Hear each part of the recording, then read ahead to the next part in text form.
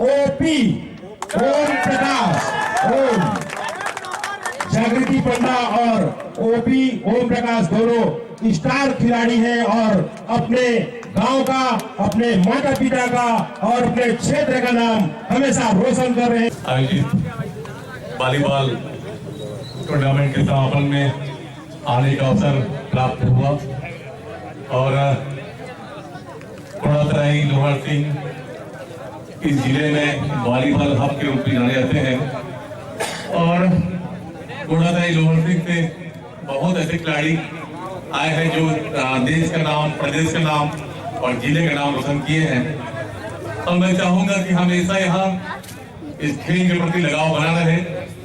Volleyball एक प्राकृतिक खेल है भारतवर्ष का और इस खेल से सर्वांगीण विकास खिलाड़ी का होता है।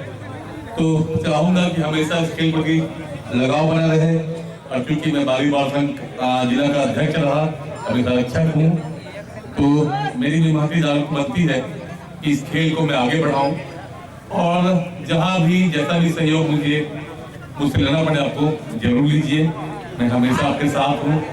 लोहार सिंह में कार्निवल टूर्नामेंट होने वाला है, वहां भी मैं अवश्य आऊंगा और सबकी सहभागिता होनी चाहिए। वहां भी रात बहुत हो गई है, सबको शुभकामनाएं देते हुए अपनी बात को समाप्त करता हूँ। जय हिंद, जय भारत, जय छत्तीसगढ़।